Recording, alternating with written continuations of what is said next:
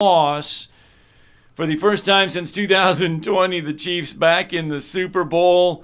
And then your NFC Championship game would see the Philadelphia Eagles have 4 rushing touchdowns as they are better than the 49ers, 31-7. They move into their 4th Super Bowl as a franchise, their last one coming in 2017 by beating the Patriots. Niners' Brock Purdy left the game in the first quarter. Josh Johnson, his replacement, would leave the game in the third.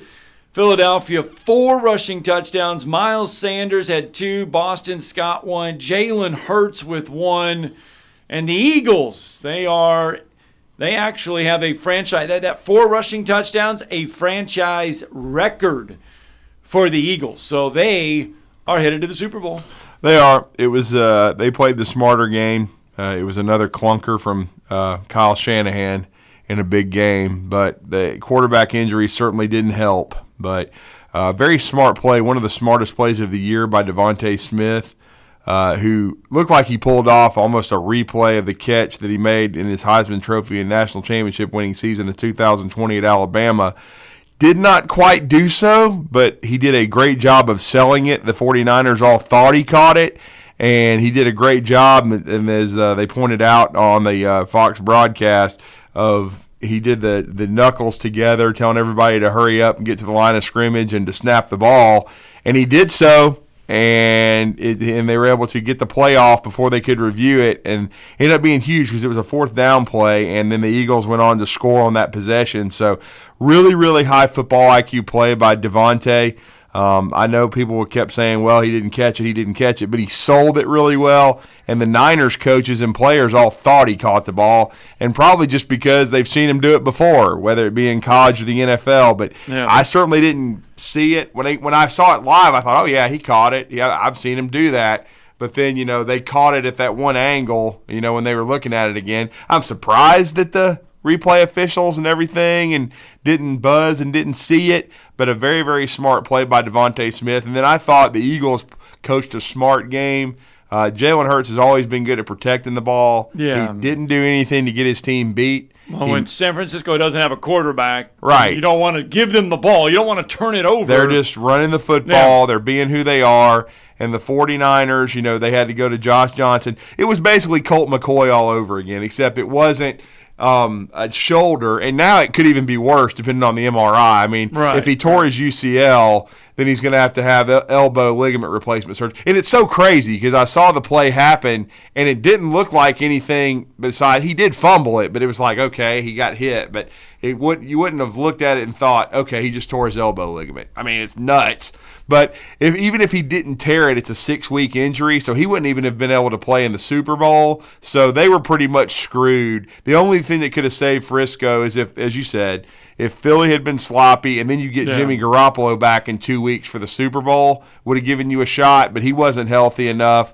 Josh Johnson's been with 14 teams, whatever it is. He's been around forever. He gets hurt too. That's pretty crazy, though, to have to go through 4 quarterbacks. I mean, and they're even talking during the game that Christian McCaffrey may be a Wildcat quarterback. And they were like, this may be the best option for him right now. They're nuts. You're like, are you seriously? I've never seen it. I mean, I felt a little bad for Frisco because of that. But again, I just also thought Philadelphia was the better team. Yeah, he was. And I'll just say this, too. The 49ers could have kept it closer, but they got one stupid penalty after another, because, again, Philly was smart. They were being conservative. They weren't, taking huge shots down the field. They did a little early until they realized, like you said, Scott, the situation that Frisco was in. They couldn't throw the ball down the field. Yeah, if you can maintain the clock, just run the clock, run it. One stupid penalty, illegal contact, holding in the secondary, and, and Kyle the Choker's over there raising hell. I'm like, well, just add it to the list, bro, because it's another choke in a big game. Jalen Hurts after the game. I think sometimes when you get to this part in the season, where things kind of get tight, you want to make the big plays.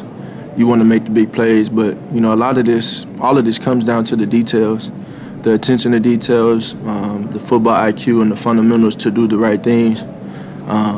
Whether you want to keep the clock running or not, or try, get the ball snapped quickly, or knowing situational awareness, 3rd and short, 4th and 1, or whatever it is. So I know there are a couple of things that I probably like to have back on that end, but there are a lot of things that we also did well and executed at a high level on. 110% agree with that. I mean, I that's what I said after the game. The Eagles were the smarter team, and that's why they won it 31-7. They, like, for example, the 49ers were still in it. It was 7-7. They, McCaffrey made a touchdown run. They were still in it, but then turnovers. Just stupid turnovers and stupid penalties, and the 49ers were their own worst enemy while the Eagles cashed in every opportunity. And that's sometimes what Jalen's talking about. That's what you got to do. Just do the little things right. Right. Don't do anything dumb. And that's what the Eagles did, man. They were the smarter team. I thought they were the well-coached team, and they won. And so they won impressively. They just cruised in the second half, never really threatened. Their defense has got 78 sacks. So this is what it's going to come down to in the Super Bowl to me. It's on the Kansas City side, they win 23-20. Yeah. They've got to stop the Eagles' run somehow. Well, Patrick Mahomes, I mean, it was the biggest question all week. What is he going to look like with his ankle? And he was limited. I think he looked okay. He didn't look great, but I was surprised. He threw for 326 yards and 2 touchdowns. I was surprised that honestly, when the Bengals weren't able to get more pressure on him. Right. I really was. But, yeah, Mahomes was great. Kansas City got plenty of pressure. They were down still. Chris Jones was a monster, dude. Yeah. I mean, this time that all these starters that were out caught up to Cincinnati. Yes. And, I mean, Cincinnati had their chances. They had the ball with a minute and something left, couldn't drive down. But, again, I'll just say it. I just felt like Kansas City was able to pressure the quarterback. Cincinnati wasn't. But it comes down to, can Kansas City contain the Eagle run? And on the other side, can the Eagles get to Mahomes? Because if they can, again, he's going to have 2 weeks to heal up a little bit. But he still won't be 100%. Not if it's a high ankle sprain. He'll be a little bit closer than he was this week, though. The Eagles will, they do have the best pass rush in the NFL, and that's what it's going to come down to. It's, to me, whether Kansas City can stop the Eagles' run and make Jalen Hurts have to make big plays, because Jalen Hurts ain't going to beat them. And what I mean by that is he ain't going to turn it over. Very rarely. He did the same thing in college. He does a good job of playing to his defense. He protects the football. He wasn't able to throw the ball down the field very well. In this past game, he missed a couple opportunities. That's kind of what he was referencing. But again, he didn't get his team beat. He won't get them beat. He's going to have to, they're going to have to make him make mistakes. They're going to have to pressure him. They're going to have to, force him to put the ball in tight windows, because if they don't stop the run, the Eagles are going to win. And then on the other side, for the Philadelphia Eagles, if they can pressure Mahomes, because Mahomes, he's a maestro, but he does at times, and he has done it in the Super Bowl, turn the ball over. So if the Eagles can pressure him and get him to turn the ball over, then the Eagles can win the Super Bowl. There's no question about that. And the Eagles got a little banged up. I know Landon Dickerson got kind of banged up during the game, but I still think they're pretty remarkably healthy. And even Jalen Hurts isn't 100%. I mean, he's had the shoulder issue, but he'll get 2 weeks to heal up. But the pretty amazing part, though, is the Eagles started the same starting 22, Scott, in the NFC Championship game that they started in Game 1. And that doesn't happen often in the NFL with a battle of attrition. All right, here's what you need to know. You have 2 weeks before the Super Bowl. February 12th is where it'll be played, when it'll be played. It's going to be played in Arizona, Glendale, over there in the Toaster. The Toaster. 5:30 kickoff. So pregame will start at, I think, 6 in the morning. The stadium has hosted 2 Super Bowls already, 2008, 2015. The men's basketball Final Four there was in 2017. Fox will have it this year. Yep. Eagles right now, 2.5-point favorite. Your over-under is 49.5. Rihanna will be performing at halftime. Last year, of course, remember we had Dr. Dre, Snoop Dogg, Eminem, Mary J. Blige, Kendrick Lamar. Chris Stapleton will be singing your national anthem this year. So that is how it'll go down. And in case you are wondering, and in case you are going, DJ Snake will spin live from the sidelines during the player warm-ups and before kickoff. DJ Snake. That's like Bad Bunny when Steve ran into him. Like, who the hell is that, too? I don't know. I don't know DJ Snake, but I don't either. That is some of your Super Bowl information, and as the big game gets closer, we'll talk more and more about it, but that'll set you up for the Super Bowl weekend, which is in 2 weeks. Let's get our first break in. When we come back, we're going to recap some basketball, and something special happened in Cleveland, Tennessee on Saturday. Yep, big win.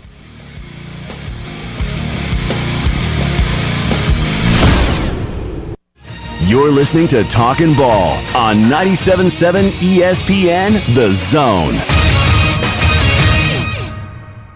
Got lots of fog this morning, and we got 3 different accidents working. 1500 block of Sparkman near Executive had an injury. 53 in Harvest got up injury time, and we got one on Parker Road south of 72 in Limestone County. That one's coming in as a no injury. Someone dies from heart disease every 36 seconds. Dr. Randall Burns and the team at Huntsville Heart Specialist on Bob Wallace Avenue can help you keep your heart healthy. Captain Nick in the 72 and Jeff Popeye's Skywatch Traffic Center. Tom Luganbill here for my friends at Woody Anderson Ford. Bobby White and his team take great pride in their service department, and you can see it the moment you walk into those beautiful new service lanes. And just like a championship team, they all work together to make sure your experience is second to none, whether you drive a Ford or not. Also, check out the gold certified pre-owned inventory at Woody Anderson Ford for great deals every day. Stop by and see them at Jordan and Sparkman or at Woody Anderson of Madison on Hughes Road, or visit WoodyAndersonFord.com.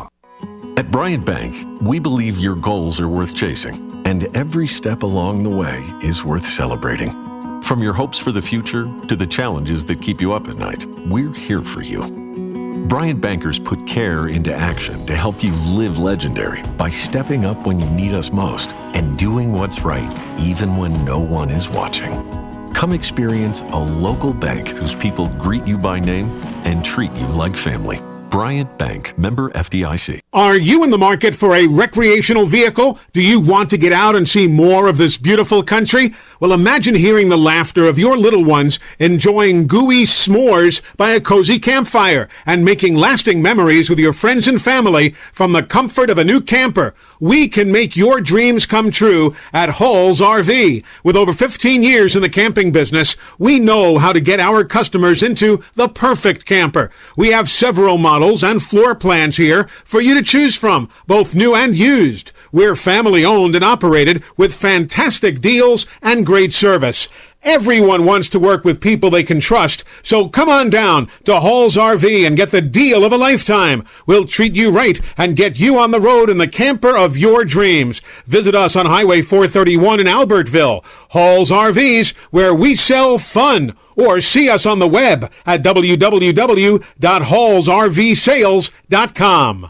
The new Cheeseburger Bobby's on Carl T. Jones Drive in South Huntsville is focused on serving great food prepared with the absolute freshest ingredients, featuring classic hamburgers and cheeseburgers with lots of specialty options, chicken and hot dogs, even turkey burgers and veggie burgers, along with fresh cut fries, onion rings, or coleslaw. Always fresh, never frozen, except for the frozen custard. This week, our zone deal is $50 worth of Cheeseburger Bobby's for half price, just $25. Get yours Friday at 97.7 ESPN.com. Welcome back. Stan McDonald from the Stanton Law Firm. I had lunch with Lewis just recently and with a client of ours, a mutual client, and great to hear all the good things going on at the Stanton Law Firm. Thank you, Wes. The Stanton Law Firm, as you know, we've discussed before, we're dirt lawyers. We do a lot of real estate, litigation and closing. And yes, my son Lewis McDonald enjoyed meeting you a couple of weeks ago, and a couple of your friends. He is, as you know, he's opened up a commercial closing division. So he's really helping a lot of people who are trying to close, buy, or sell on their commercial property. And you can't be in this community doing business without knowing Wes neighbors. I don't know about that, but sure was getting to meet another McDonald and talking a little bit about his grandfather, Coach Dye, and right, the different things. It was a lot of fun. Well, your listeners are really going to enjoy meeting Lewis and you in this community. And like I said, at Jacob Title or the Stanton Law Firm, we close business. We close some good commercial closings, residential closings. We appreciate being part of your show. That's the price you pay. All right, welcome back. Talking Ball 97.7 ESPN, The Zone. Scott Tyson, Drew DeArmond with you. And We're going to recap the SEC Big 12 Challenge here in just a second. But before we do that, if you were listening to the UAH broadcast on Saturday, you know what happened. Coach John Shulman has joined the show, and he's talked about toughness and effort and everything else like that. What happened Saturday at Lee, I don't think we will ever question toughness with UAH again, ever. At least I don't think I ever can. And I'm still trying to process what happened. Let's set the table for you real fast. Jack Costle, the starting point guard, wakes up, Drew, on Saturday morning with food poisoning. Yeah. Has to have 2 bags of IVs before they leave to go to Lee just to try to play. Just to travel and try to play. Travel. And that's just the beginning. Yeah, because they travel the day of the game. Yes, that's just the beginning. Chaney Johnson, sick before the game. Ugh. Dane Harding throwing up before the game, during the game, in the middle of the game. Let me ask all this just as you're recapping. Is this all food poisoning from what they had? I don't think so. This is just people being sick. Yeah, because I wondered. Jacob Radiker, a bench player. Because I'm like, no offense, whatever they ate, just throw the number away and don't ever mess with it again. Yeah. We won't name names, but good Lord. Jacob Radiker, sick. Yeah. Of course, they don't have C.J. Johnson. I mean, C.J. Williamson. C.J. Williamson, they don't have him. He's taking a 2-week break. So, Chaney Johnson sick, Dane Harding sick, right. Jack Costle sick, Jacob Radiker sick. Everyone just not feeling good. Dang. Dane Harding could only go 3 or 4 minutes at a time. Jack Costle was doing his best that he could to hold it together. Oh, I mean it was amazing that they did it. And they managed to get a come from behind. They were trailing at half. 28-26. Keep in mind, they're all not feeling good. The locker room is about 150 degrees. Oh, that's just great. You know what I'm saying? It's the locker room is about as big as our studio too. So it's very hot. Small, it's very hot as hell. No air conditioning. It was just unbelievable because there's no love lost between the two teams. And UAH manages to outscore Lee 35-27 in the second half and get a win. 61-55. Hunter Vick comes off the bench, plays well. There's not enough that we can say about what happened Saturday for UAH on the road at Lee. Yeah, I mean but see, it's so funny how things like that happen. A lot of times, if you face adversity like that, where it's a kind of a team-wide sickness where it affects 3 or 4 people, or you have a C.J. Williamson taking a 2-week break because of his foot and it Liz Frank kind of thing. Yeah. Sometimes guys, there's a higher level of concentration. That while they are sick, there's just one of the things is that you do. And you have guys like Hunter Vick who understand, okay, I have to play to my absolute 110% maximum capacity. In other words, you try to play hard every game, but there's a heightened sense of, man, my brothers are sick. I have to step up and I got to do something. I got to play. In other words, almost have an out-of-body experience. I've got to have the game of my career at this place because we know Hunter Vick, played at Union. But again, you've got to just step it up and suck it up and play. And Dane Harding only played 9 minutes on Saturday. Jack Costle braved it out, played 21 minutes, despite getting 2 bags of fluid before the game. He left town. Yeah. Unbelievable. So there you go. I mean, that's unbelievable there. And great job, Jack. Just don't eat whatever you ate, bro. Yeah, when Coach joins us this week, I'm sure he will he'll talk a lot about what happened on Saturday. It's a huge win, though. I mean, a huge week. Yes. Getting 2 road wins because I know they were not satisfied with the way they played. And, maybe my picture has given them some luck. Thank you, Brandon. Now they get Delta State on Thursday, and they will have Mississippi College on Saturday. So that's the week ahead for UAH basketball. And certainly they like some revenge against Mississippi College. Yes. And so, it's going to be interesting. In all seriousness, though, I mean, I owed them one anyway, considering that it was probably at least partially my fault that they didn't have the result that they wanted against West Alabama because I show up and they don't play well. But again, kudos to the dudes, and to get 2 big road wins, and that's 2 huge road wins in the GSC, and especially overcoming sickness and injury, because let's just be honest, C.J. Williamson, I mean, if he's healthy, I mean, he's capable of carrying the team and scoring 25 to 30 points, but he didn't play a minute. So you didn't get a second of play out of C.J. Williamson last week and got 2 road wins. So huge kudos to the guys and the coaches. All right, so the other big one is your SEC Big 12 Challenge. And it was a kathunk. And we said, and we looked over it, we thought 6-4, Big 12 would take it. 7-3. Ends up being 7-3, but not the way we thought it would go down. Tennessee gets a win. Mississippi State and Missouri, your 3 wins in the for the SEC in the Big 12 Challenge. Alabama goes on the road to Oklahoma, 93-69 setback.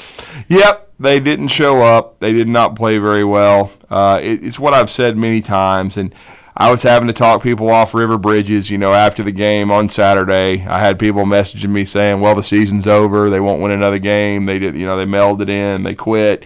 It's basketball, man. It happens, especially on the road. If you allow a team, and they're focusing just on the Oklahoma record. Well, they're only 11-9. They were 9th in the Big 12. Well, who's their coach? Porter Moser. Has he been in the Final Four the last 5 years? Yes, with Loyola Chicago. He beat a Tennessee team that ran roughshod through the SEC that everybody thought was going to win maybe not win the national championship, but reach the Final Four under Rick Barnes. Right. And they knocked them out in the round of 32, if I believe, or the Sweet 16 It's one of the two. It was a great Tennessee team, very experienced team. Loyola, I think, was an 8 seed, and they went all the way to the Final Four, played very, very well. I knew that they were going to be ready for Alabama because they had just been embarrassed by TCU 79-52. They were in a desperate situation. I picked Alabama to win, but it was going to be, I thought, kind of a rock fight. I thought Alabama could find a way to win a close one by 6 or 8. But Alabama let them get hot early. And sometimes if a team comes out, makes a couple of threes on you, and then Alabama didn't play with any defensive intensity. It's not like they, okay, we gotta lock up. We've got to make some adjustments. They didn't. They were doing chin-ups on the rim. They didn't handle ball screens very well. And then by then it's an avalanche. Yeah. Because when a team's averaging 64 in conference play and you give up 50 in the first half, you didn't guard a lamppost. And by then, everybody's confident. Alabama came out of the locker room and didn't have a little flurry there and cut it to 11. But then Oklahoma punched right back. And once they ran it back up to 18, it was pretty much over. Yeah. And so Alabama just played poorly. It's one game. It's very difficult to go undefeated in conference. And Alabama is still undefeated at 8-0 in the SEC. Ask Kansas what it feels like to get blown out in an SEC Big 12 Challenge. Last year, they go on the road and get humiliated in Rupp Arena by Kentucky in this same challenge.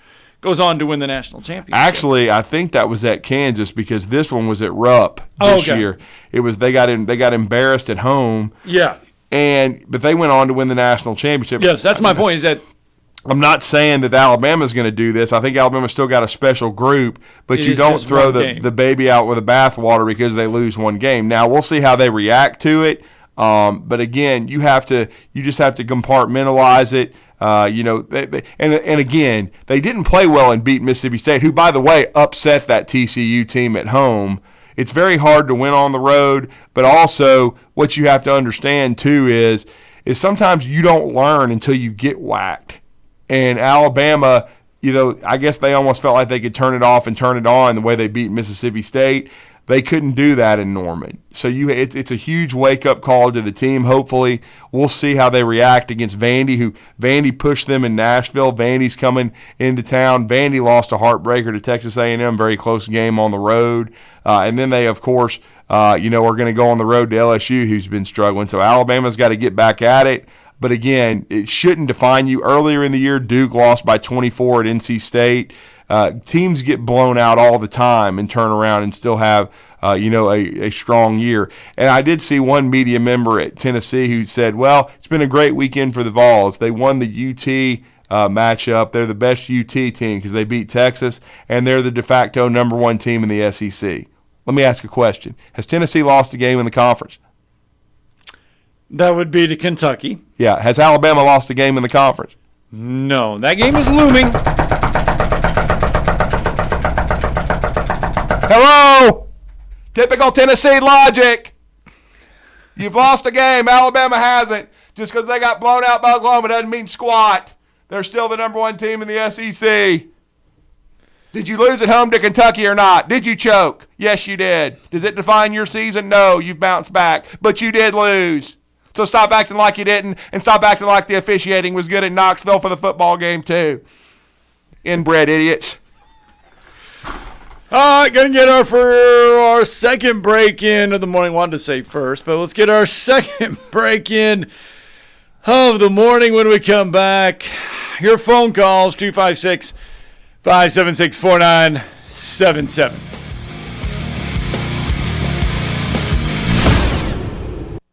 You're listening to Talkin' Ball on 97.7 ESPN, The Zone. From the Fox 54 Weather Center, I'm meteorologist Emily Owen. For this Monday night, expect a few isolated showers, mainly after midnight. Otherwise, we'll see a cloudy sky. Low temperatures expected to fall into the upper 30s, lower 40s for the overnight. And for your Tuesday, expect scattered showers throughout the day, a cloudy sky. High temperatures expected to top out in the mid and upper 40s. We could also see gusty winds as high as 15 miles per hour. I'm meteorologist Emily Owen on your home for ESPN Radio 97.7 ESPN, The Zone. Just got a wreck at Madison Boulevard and County Line. That one's coming in as an injury type. Got Parker Road south of 72 in Limestone County. Nobody reported injured there. 53 in Harvest did get upgraded to an injury type. And the 1500 block of Sparkman near Executive also reported as an injury type accident. No hose, no mask. You could ask Dr. Sandman, that's Dr. Sandlin, for the medically proven benefits of the Somnodent for sleep apnea and for snoring. Dr. Sandlin, 350-CARE. Captain Nick in the 72 and Jeff, Popeye Skywatch Traffic Center. Hi, Bobby White back again for Woody Anderson Ford, inviting you to kickstart the new year with 0% interest. We've got financing as low as 0% APR for 36 months on 2022 and 2023 models of F-150, Explorer, Edge, and Escape. Plus, there's an extra $1,000 bonus cash on F-150 XLT. Come on in to Woody Anderson Ford today and choose from over 100 F-150s and nearly 50 Explorers. I bet you can find exactly what you're looking for. And we've also got longer-term financing as low as 4.9% for up to 72 months. It's available on 2022 F-150, Explorer, Edge, Escape, and Mustang. With your good credit, these offers are through Ford Motor Credit. Offers end January 31st. At Woody Anderson Ford, we'd be glad to walk you through the online ordering, too. Plus, you'll get $1,000 bonus cash. Come see us and let's get 2023 off to a great start. Woody Anderson Ford, Jordan at Sparkman. Hope to see you soon. Have you ever turned your back on God? Have you ever absolutely known the right thing to do and just turned around and walked away in disobedience? I know that I have. Aren't we thankful for our great and merciful God who loves us and forgives us and remembers our sin no more? I'm so thankful that His mercies are fresh every day. I need that, and I suspect you do too. Hey, I'm John Dees, pastor of Cross Point Church, and if you're looking for a church home, come see us. We're smack dab across the street from the YMCA in Madison, and check us out at cpcfamily.org. Tom Abraham here for my friend Brian Hamaker and his team at North Alabama Mortgage. Look, buying a home is the biggest purchase you will make in your life, and it can be a bit intimidating, so you want people that can help walk you through the mortgage process and get you the best deal possible. That's what North Alabama Mortgage does, and they do it in Alabama, Tennessee, and Florida, from first-time purchases to refis, conventional, VA, FHA, and USDA loans. They have the solution at North Alabama Mortgage. Visit NorthAlabamaMortgage.com to learn more. That's NorthAlabamaMortgage.com. Everything you need is just a click away. I should come up sometime, silly. Okay, almost everything. Come on, Bob. Tell your fortune. Log on today. 977ESPN.com. 977 ESPN, The Zone. All right, indeed. Welcome back to Talking Ball 97.7 ESPN, The Zone, on a Monday morning. Welcome back in, we say. And let me say something else. I know I went on a little rant there, but Tennessee might be the best team in the league, and they'll certainly get their opportunity to host Alabama in a couple of weeks, and they may whack Alabama. And they've only lost one game, and they're going to be I guess they'll be ranked ahead of Alabama. Maybe that's what the tweet was about, because they certainly should be. I mean, Alabama was 2. They got drilled. They'll drop later today. I mean, after our show, the poll will come the AP, out. it'll I mean, Tennessee will be 2 or 3. That's probably, college basketball. Purdue will remain number one. Purdue they were very impressive. I guess Michigan State should quit because they got blown out. Yeah. But, Purdue will be number 1. Tennessee will be 2 or 3. Well-deserved. No problem with that. But I don't think it's been decided if they're the best team in the SEC. I think Alabama will have something to say about it. Texas A&M quietly, like I told you, it wasn't pretty, but they won over Vandy. They're 7-1. But I do think we realized, too, after this weekend, Scott, that the Big 12 is the best conference, and the SEC was very fortunate it wasn't 8-2 because Mississippi State stepped up, got a huge win for them over a good TCU team, so it wasn't 8-2. So it's the Big 12 is definitely the better league this year. Jeff in the Borough with us out of the break. Good morning, Jeff. How's it going, guys? What's up, Jeff? Yeah, I'm just real thrilled with that Big 12 SEC challenge. That really means a lot to me. I'm glad it's over, so no more of that crap. Well, now you get the Big 12. Now you get the SEC ACC challenge. Well, that's fine. I guess it's going to be not played in January when it's not supposed to be played. It's supposed to be played during the non-conference portion of the season. But you know why they played it this weekend, don't you? You know the whole meaning of why they played it. Because SEC football is number 1, basketball is number 2. But you know why they put it on that weekend, right? Well, whatever. Because the NFL was on a break, so they do it like that's why College Game Day starts. College Game Day goes on location for basketball. This past weekend was the first weekend they go on location. Right. Because the NFL at that point, there's no games on a Saturday. There was no games, but there was no games, period, because the NFL, when they played their 16-week schedule, this was the week before the Super Bowl, so there was nothing. So basketball used it as the unofficial kickoff to basketball. College Game Day would go on the road for the first time. Well, the NFL moved everything, so now they shared the weekend with the NFL, but that was the whole thing. It was made for TV, and that's why they did it. No whatever. The challenge, though, basketball has, 3 shows, and football has 15? That's real smart, isn't it? College basketball made ESPN when they went on there, not football. College basketball made ESPN. The NCAA tournament, Big East basketball, and all of it. So I mean, but as far as I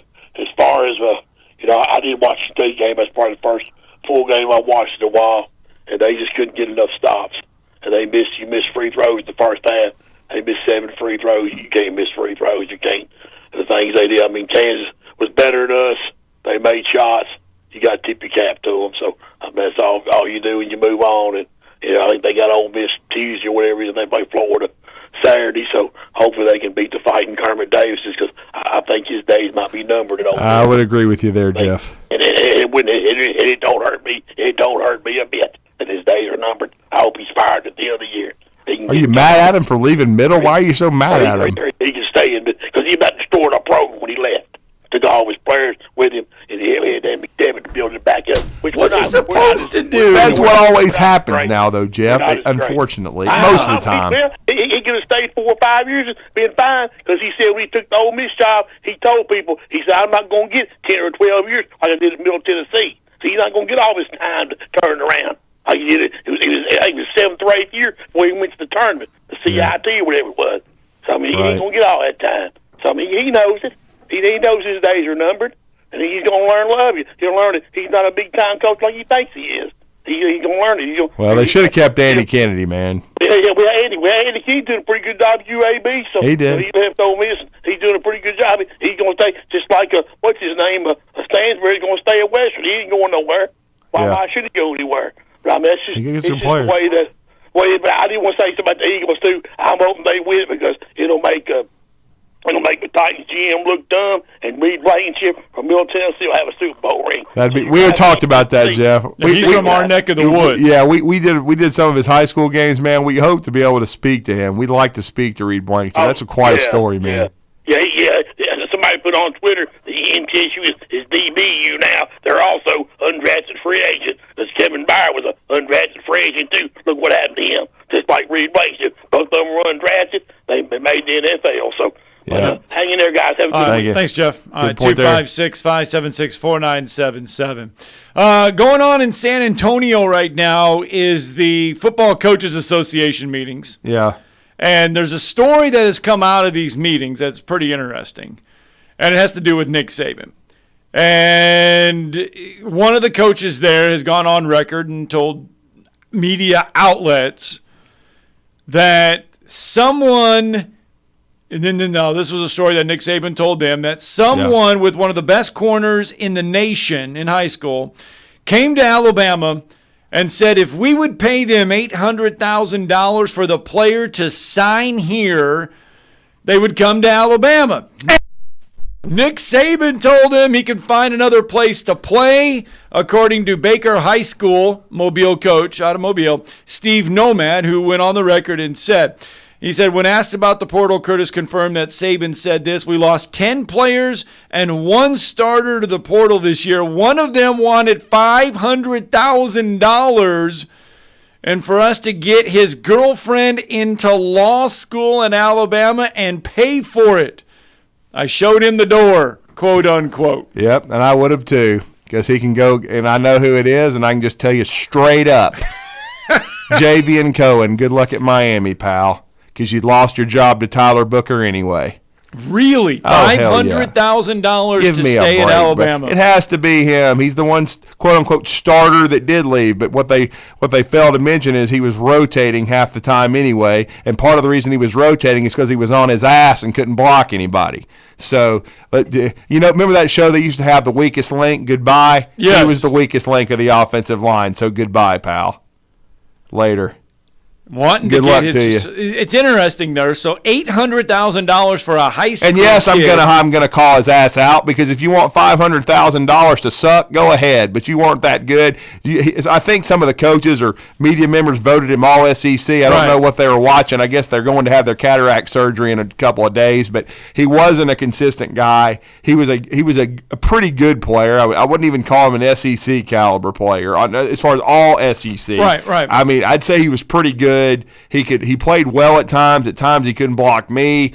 I mean, he was okay. But all SEC, I saw where he got some recognition. I guess that's why Miami took him. Well, good luck to you, man. But I guess when you go to the Bush Leagues and you play in the ACC, maybe you could be an all-conference player against that level of competition. But he wasn't consistent in the SEC. So kind of shed some light on name, image, and likeness just a little bit. Yeah, that's what it was. The whole deal was he wanted an NIL deal. And notice he didn't go pro. He could have easily gone to the NFL, but he's not going to get drafted high. He would have been at best a third-day pick if drafted at all. And so that's why he was looking for NIL. And then I can tell you who the corner was, too. It was Cormani McClain, who was going to play for Coach Prime. So Cormani McClain wanted $800,000. Dude, the dude was going to the highest bidder, man. At first, it was in Florida. He was leaning to Florida heavily. Yeah. Oh, I love the Gators. Then he commits to Miami and Ruiz and the LifeLock or whatever the hell the thing's called. LifeLock. Yeah, and then he thinks he's getting paid for that. Then that starts going by the wayside because he sees they can't beat Middle Tennessee and Jeff from the Borough, and so he's frustrated with that. And he's what if I don't get my money? And so then he starts talking to Alabama. I know they were talking about the player development aspect, which Alabama does the best job of, and getting him to the NFL. Also, there'd be an NIL deal, but it wasn't going to be anywhere close to $800,000. There's no way I'd pay him that. And then, of course, Deion's coming in, trying to make a splash. He's made a huge splash in the portal. He's trying to sign great high school players. I heard that basically their NIL went through the roof when they hired him. So, of course, they're going to pay. I'm sure they paid the price. Now, we'll see if they can get the most out of him again, that's basically what Coach Saban's referring to. Paying somebody before they show up that kind of money, that's just, you're really, really playing with fire there, because I think Cormani McClain's a very talented young man. I think he could end up being a really good player, but there's also a bust factor there too. And I think that was a concern with a lot of people, and there was a concern with all the people around him and what they wanted. And so I just think Nick Saban thought it was too big of a headache, and I don't blame him. Alabama can win without Cormani McClain. All right, let's go out to the phone lines. Brandon is with us this morning. Good morning, Brandon. Good morning, guys. How are you? Doing good. Good morning, sir. I just want to say something real quick. It's kind of local because y'all were talking about basketball. Yeah. Congratulate Hazel Green on their 87 in a row. 76-7. Think about that. That was the score of the game to win it. The school out of Tennessee. Riverdale, who in it has a nice history, but you're talking about a machine Hazel Green's got going on right now, and Coach Tim Miller recently won his 700th game as well. Yeah, I hope they bring the title back to Alabama and bring it home. Oh, they're working on it. Yeah, they're going to be one of the big time favorites. No doubt about that. I mean, this is the all-time state record. They broke Lauderdale County's record, and they're trying to win 6 straight state championships, which has never been done. So, they're more concerned with the state title than the winning streak. But the winning streak is certainly awesome, and certainly kudos to those ladies who've put in a lot of hard work.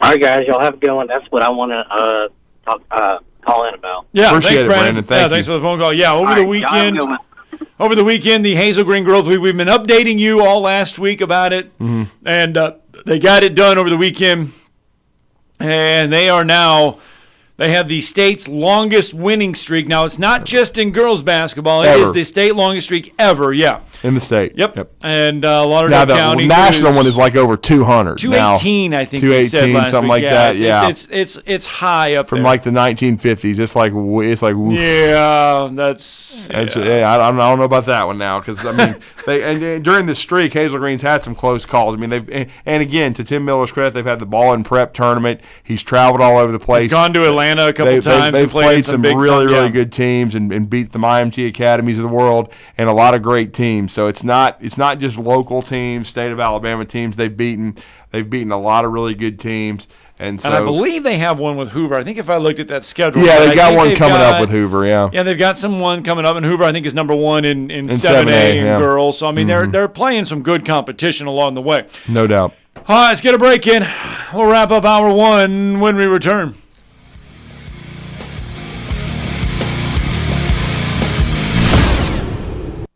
You're listening to Talkin' Ball on 97.7 ESPN, The Zone.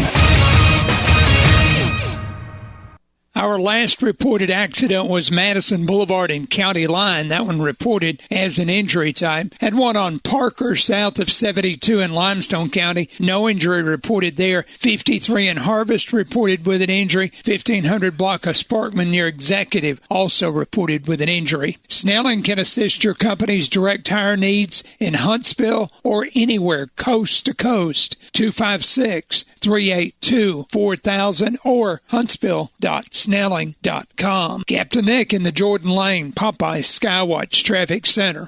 Ann Adams with Berkshire Hathaway Rise Real Estate is the one name to know if you're buying or selling real estate. With years of local experience, Ann Adams offers buyers in-depth knowledge of the local housing market and will narrow available properties down to those you'll be interested in so you can save time when shopping for your new home. If you're ready to sell, Ann offers a seamless process using accurate pricing and expert negotiation skills to make sure you get a fair price for your home. Call Ann Adams today at 256-337-2625 or log on bhhsriserealestate.com.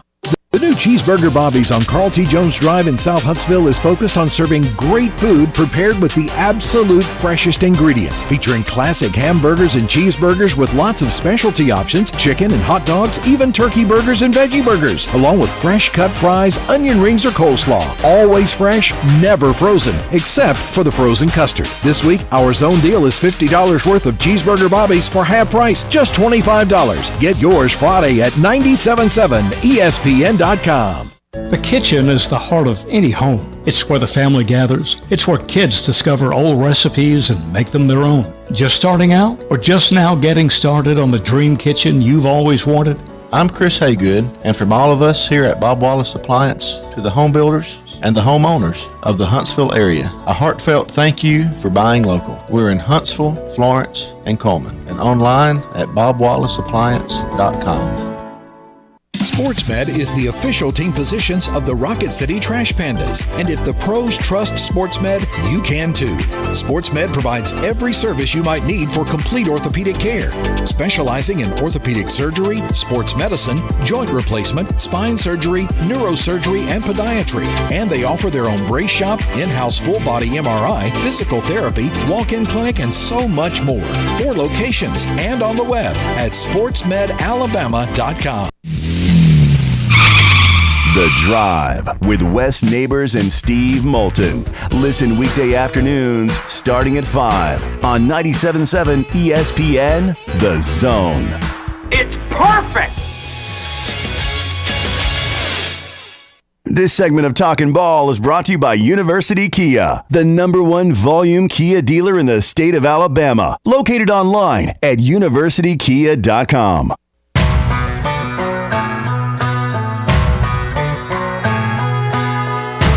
I have no idea what that one is. This was just titled Corey Marks. What is it? Corey Marks.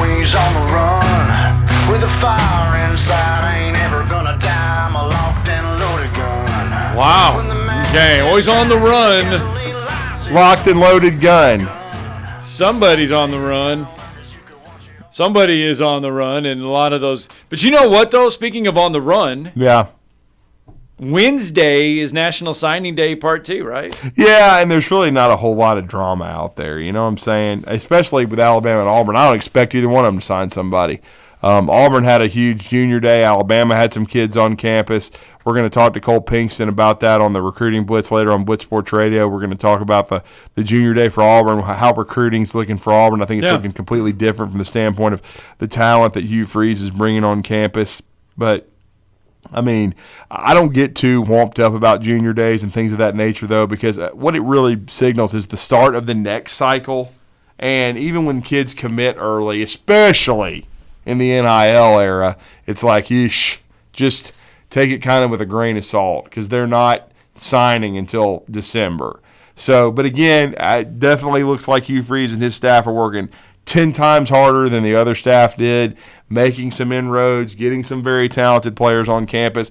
But honestly, we might see the UABs and the UNAs, like, for example, the player that I was very pleasured and honored to broadcast, Nick Strong, he just recently went on a visit to UNA after getting offered. So could he sign with them on Wednesday? That could very easily happen. Now, he hasn't committed. I'll just say that, at least as far as I understand.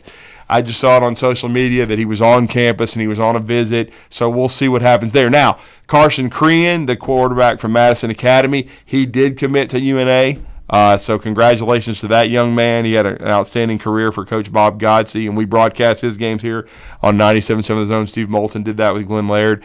Congratulations to him, but again, I think it'll be more of the smaller schools adding guys.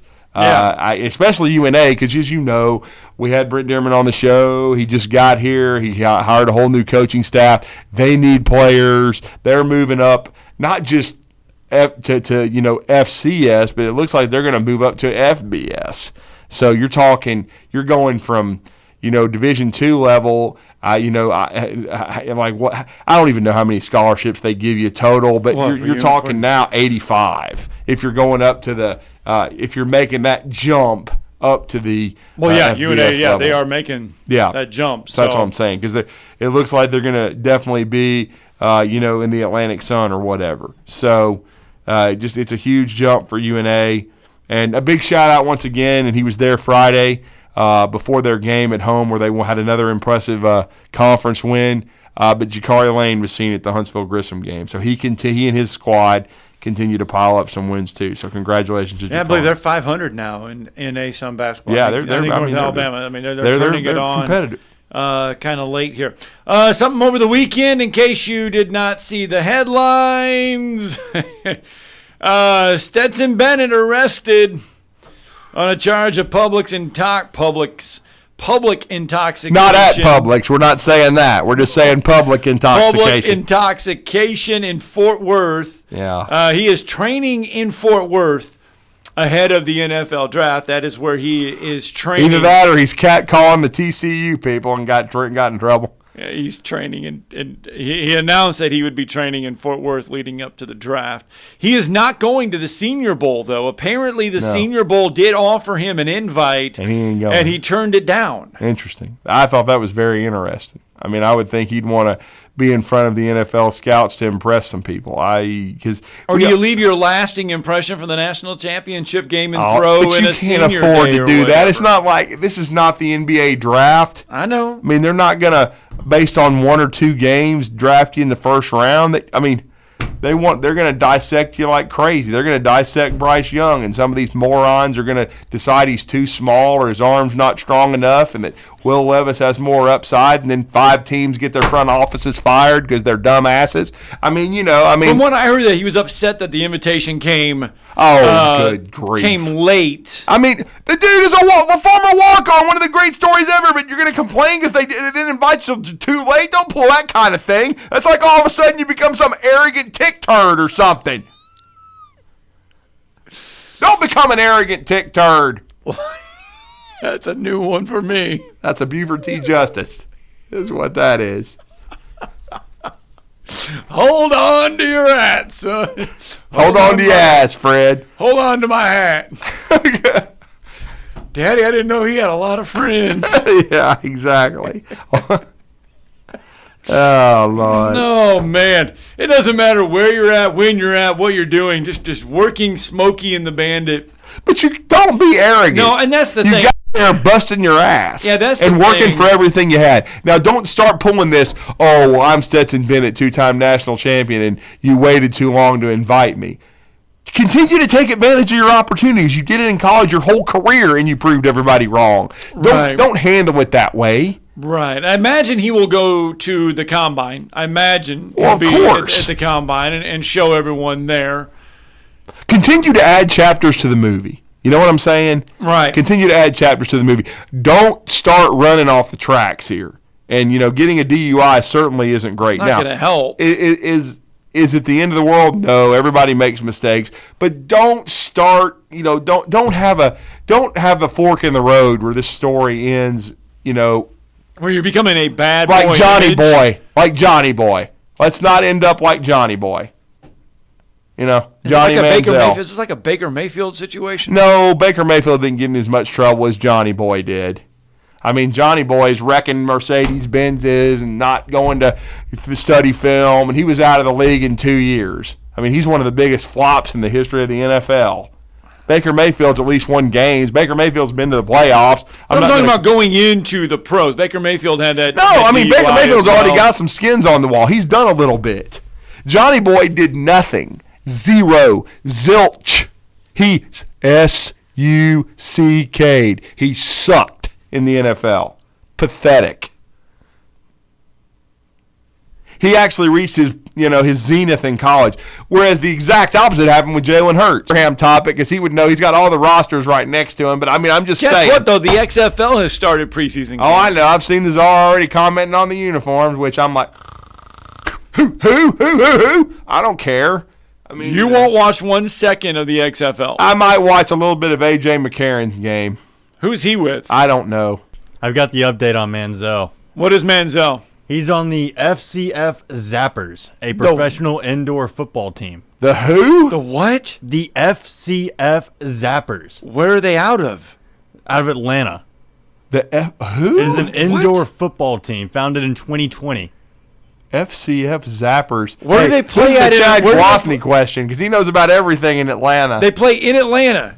It says it's part of a fan-controlled football league currently owned by Trevor May, Dalvin Cook, Bob Minery, Ronnie Cook? Singh, and so he works for Dalvin Cook. So the fan control league. That's where the fans, I think, call the plays. And stuff, my Lord! Look that up. Because I know we got Travis Reier coming up in the top of the hour, but after we talk to Travis, I want to know more about this fan control league. I don't know anything about it. I did not know Johnny Manziel was in Atlanta. Yeah, 2 20-minute halves. Oh, man. Rock, paper, scissors, coin toss. What? Is this really serious? This sounds like a video game. Each team has 1 timeout. Teams have access to 3 power-ups. A 5th down, giving an offensive team an extra play.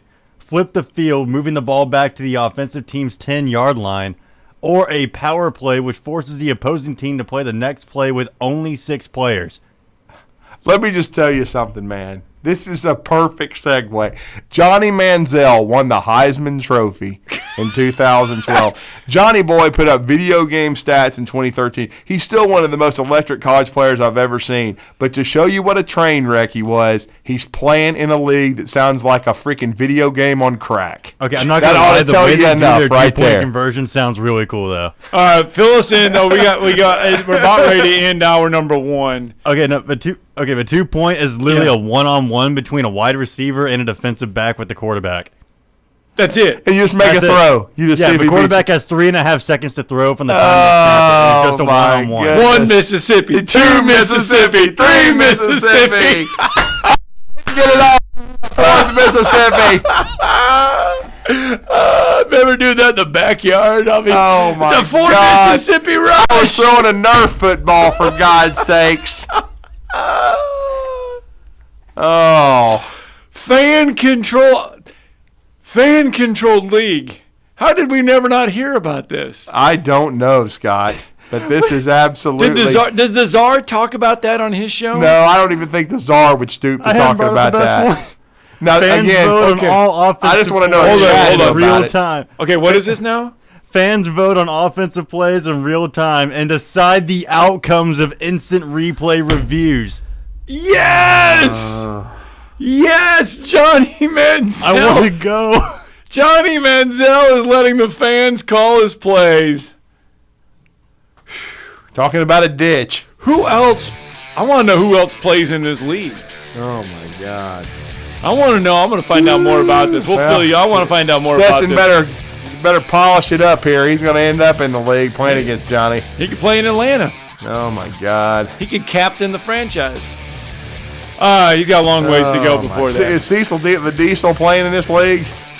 Thought about him the other day, but we all know what happened to him. I don't know. I got to find out. I'm going to find out more about this. All right. When we come back, something serious. Travis Reier will join the show.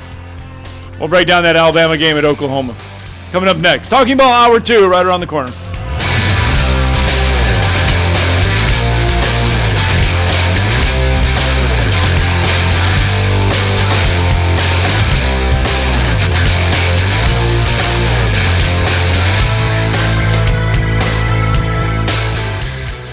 This is Brent Musburger's VSiN Action Update on 97.7 ESPN The Zone. The best way to start betting smarter is to sign up for a free VSiN subscription at vsin.com/subscribe.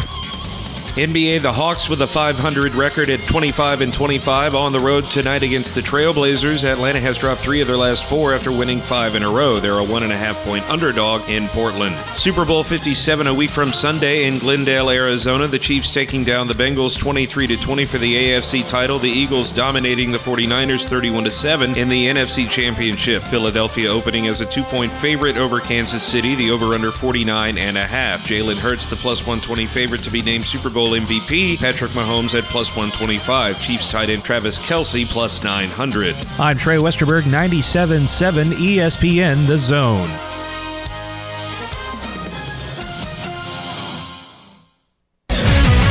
WZZN, Union Grove, Huntsville, Alabama. 97.7 ESPN The Zone.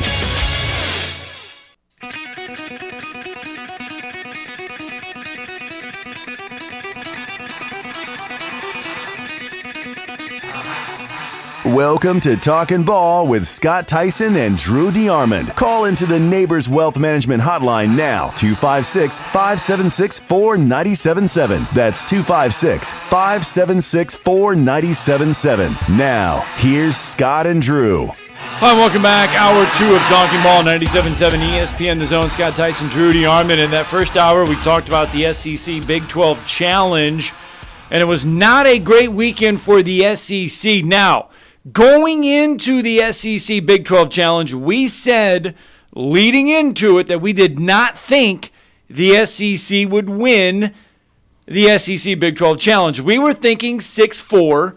Alabama would be one of those 4. Tennessee would be one of those 4. And then a couple wild cards in there. I don't think we thought 7-3. I know it doesn't sound like much of a difference, 6-4, 7-3.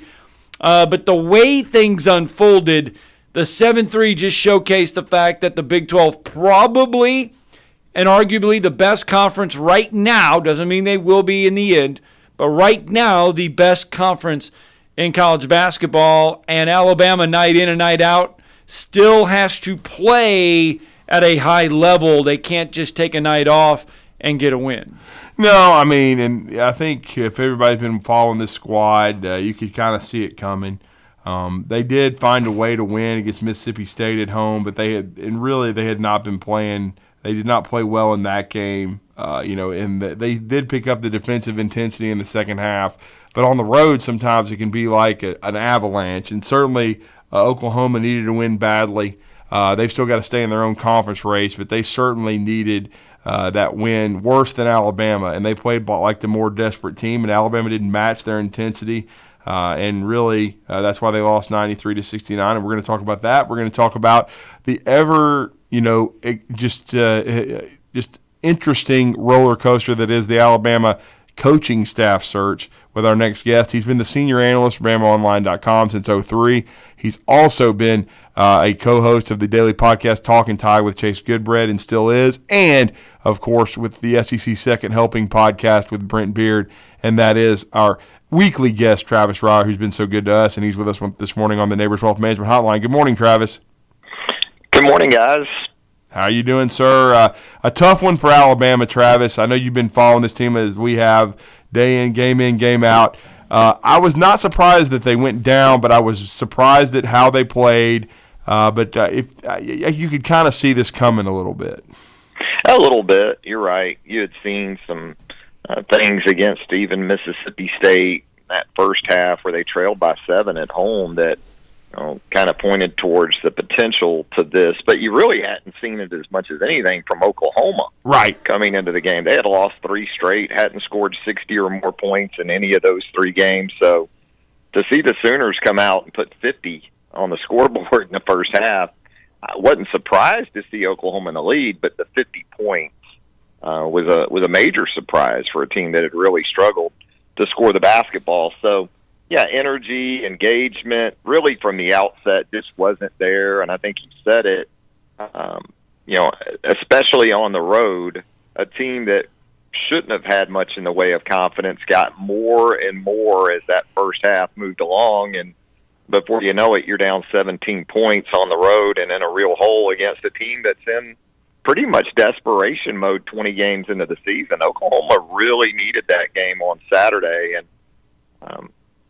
Alabama almost had the feel of a team playing with house money. It wasn't a conference game, so it didn't impact Alabama from the SEC side of things, but I'm sure that doesn't matter to Nate Oates. He's using this as sort of a teaching lesson, a teaching point on what can happen even for this team as talented and deep as it is if it doesn't show up on a consistent basis. Yeah, and for Nate Oates, we know Nate Oates loves to shoot the three. He loves to play wide open on the offense, but it all starts on the defensive side of the ball for Alabama. And at times early on, that the defense just didn't bring that energy. They didn't, and the communication wasn't there. Just a total lack of engagement, I thought. And credit Oklahoma. It made some shots too when Alabama did have some guys there. So it was a combination of things. Alabama not with the level of focus and engagement, and on the defensive end, and then again, an Oklahoma team that really hadn't shown signs of this was really embarrassed midweek against a very good TCU team on the road.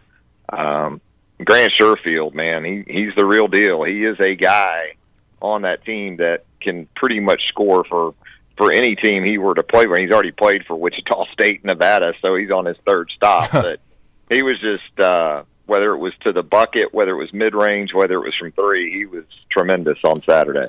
He was, no question about it. And now it's interesting because this is a big week coming up for Alabama. They host Vanderbilt, who, they had some trouble with in Nashville, and Vandy lost a really tightly contested game at Texas A&M. And, we'll see if Liam Robbins comes back. And then they go on the road to LSU because their biggest week of the season is the next week. So these 2 wins they need to get this week, Travis.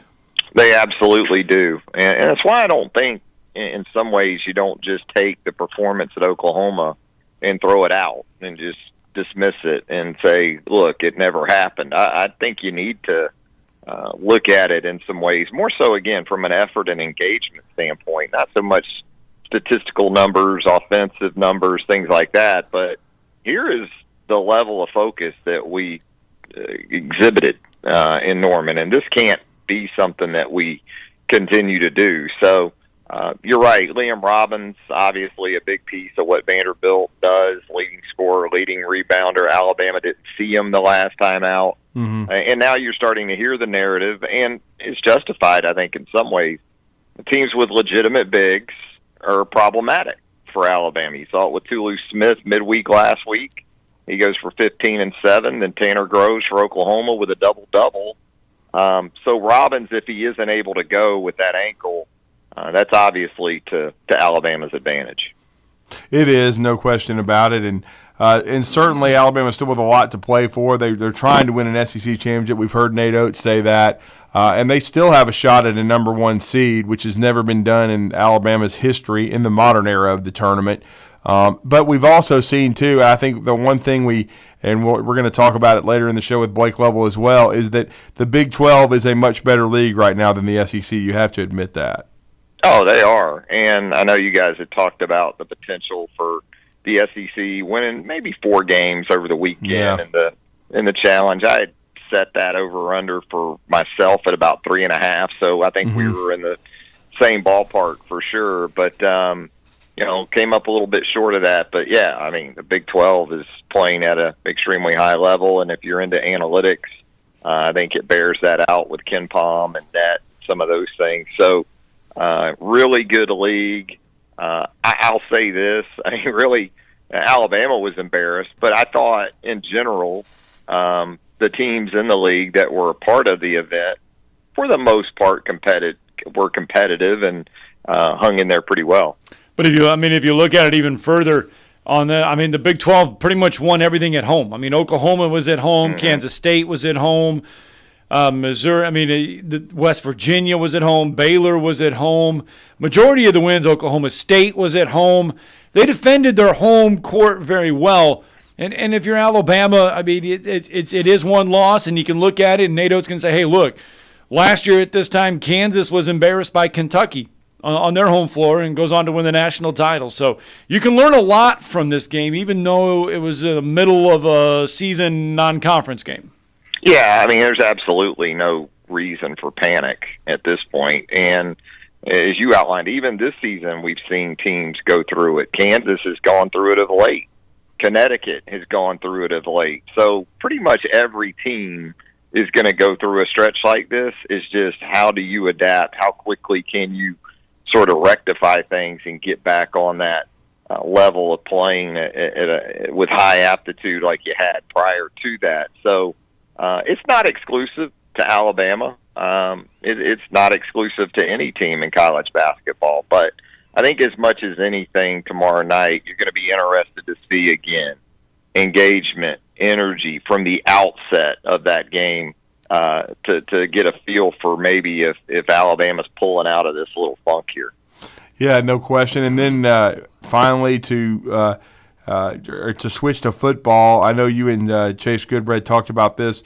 Chase with the Tuscaloosa News. I had a chance to catch up with him a little bit last week on the recruiting blitz. Your thoughts on I guess what I would call it a methodical approach to the offensive and defensive coordinator searches for Nick Saban right now? Yeah, and look, the recruiting window for the most current period here is come to a close, and any chance Nick Saban has to recruit, he's going to maximize that to the fullest. So I think that's more the mode that he's been in of late. I know it's crazy, but there is actually a signing date coming up on Wednesday, as much as it's been relegated to JV status with the December date. But I think that's a fair way to look at it. And also, Nick's search committee is a party of one, as we know. So he's going to work at his own pace, and he's going to do his diligence. I think that's been the case. I think he's been working this situation even during the most recent recruiting period. So I would be surprised if it doesn't really intensify here in this next week and go ahead and try to finalize hires both at the defensive coordinator and offensive coordinator positions. You know, the things we continue to hear, it's evolving. I guess the best way to describe it. Names come, names go. Mm-hmm. You do your best to update those, and he's a hard guy to track. There's no doubt about it. He really is. And do you think defensively a lot of it has been – I've thought it's been revolving around just trying to see what the true future or situation is going forward with Jeremy Pruitt? Yeah, I think that's a fair place to start with Jeremy. In an ideal world, I don't think this would be a tough or even cloudy sort of situation for Nick to navigate. If Jeremy was available, which he is, but also free and clear of any potential obstacles or hurdles in the foreseeable future, it'd be a slam dunk. But there are those situations to sort of try to navigate. I think in some form or fashion, I feel very confident Nick would love to have Jeremy Pruitt back in Tuscaloosa. Again, though, there's some things to consider there for sure, as we know. And then you start looking at some other guys. Glenn Schumann has been a name that's been thrown around a lot. I'm not even sure how much Nick has talked with Glenn, if he's talked to him at all at this point. There are some in-house candidates to consider. A guy like Todd Grantham served as an analyst this last season, been a defensive coordinator at Florida and Mississippi State and Georgia. So those are the primary names I'm kind of focused on right now. But again, just as soon as you start to feel confident or comfortable about a direction that Nick might go, here comes someone else, maybe more out of the blue. And we do know Austin Armstrong's already on that staff. So, I think that's more of a major wild card possibility for the coordinator role at this point. But we do know he has a couple of years' experience, very young, but a football guy through and through. I think a fair way to describe Austin Armstrong. He's going to be a Power 5 defensive coordinator in the not-too-distant future. It's, I think, more of a question of when than if. And then offensively, what does your gut tell you stylistically what Coach Saban wants? He's the Alabama offense guy. The core tenets of the offense are still going to be, I think, balance, obviously, a mix, probably even more so than what we've seen in recent years with the run game and this next group of backs that have a lot of promise being a big part of all that. But, quarterback development continues to be, in my opinion, right at the top of the list because you are transitioning from a Heisman Trophy winner in 2021 and Bryce Young to the next starter, and whether that's Jalen Milroe or Ty Simpson or someone else, that continued development is going to be critical. So we all like to think about play design and play calling and creativity and all those things on offense, and they're absolutely important. But I think we know at this point, this deep into Nick Saban's tenure at Alabama, there are some fundamental aspects of offensive football that are going to be in play. Now, again, trying to connect dots and figure out who that next coordinator might be. Jeff Lebby is a guy that's been thrown around a lot, the Oklahoma offensive coordinator. But here of late, you've heard some mention of Kevin Johns of Duke, Ryan Grubb of Washington, who just got a big raise out there with the Huskies in the Pac-12. And, some guys with ties to the program in the past, guys like Freddie Kitchens, currently a senior analyst at South Carolina. Just, again, a multitude of names to consider. No question. Yeah. Wow. Well, great stuff, Travis. We appreciate the time. Let everybody know how to connect with you guys because I know they're going to be hitting refresh a lot on BamaOnline.com, trying to follow this coaching search and, of course, the basketball run for Alabama. Yeah, we've got all that for you right now at BamaOnline.com, Alabama.247sports.com. Either way will get you to us. Thanks, Travis. Thanks, Travis. Thanks, guys. Let's get a break in when we come back. Phone line's open to you, 256-576-4977.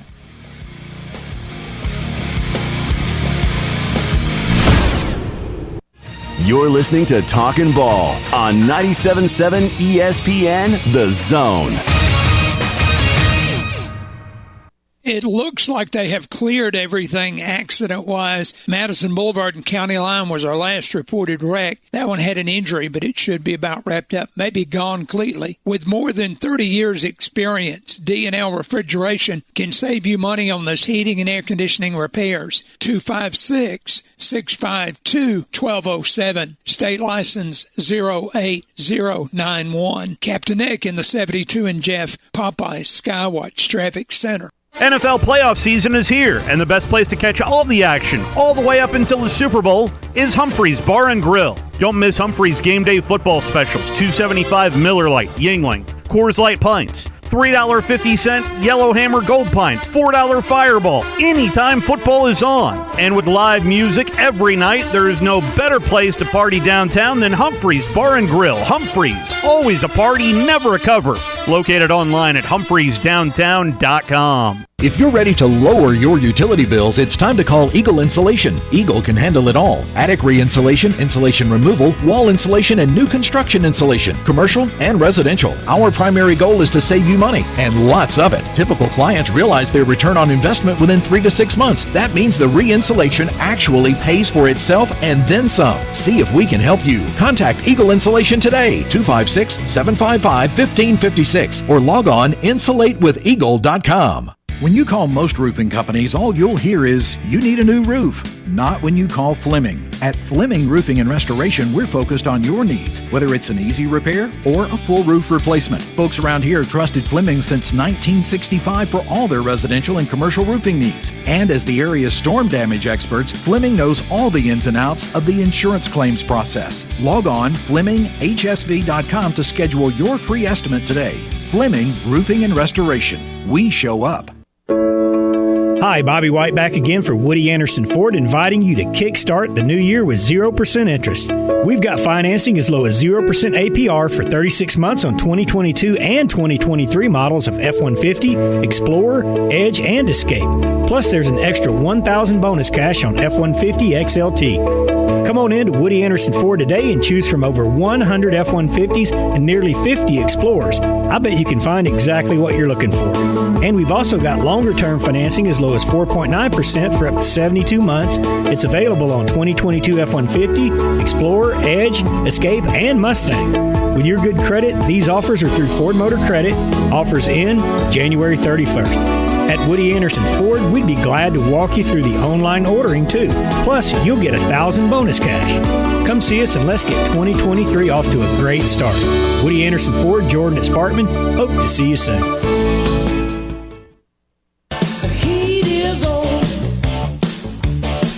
Oh, Glenn Fry there. Heat is on. And we just had Travis Reier on. Yep. Travis Reier making, and we talked about the defensive coordinator position for Alabama. Chris Lowe has been making the media rounds here in the state of Alabama. And here is Chris Lowe's thoughts on Jeremy Pruitt. I think the snag with Jeremy Pruitt is simply this. The uncertainty surrounding him, because Tennessee's NCAA case has not been closed, is probably going to make him unhireable as a position coach or coordinator for anybody, not just Alabama, but for anybody at this point. Would Nick be interested in Jeremy? Absolutely. Absolutely he would. So I think that's where they are with that. And so there you go. That's Chris Lowe's thoughts on Jeremy Pruitt. That was just a couple days ago, making the media rounds here in the state of Alabama. Yeah, it was. And I still think it wouldn't surprise me at all if he's an analyst at the very least. I still think, though, that they're waiting to see, because, again, spring practice is not until March. Ain't no rush.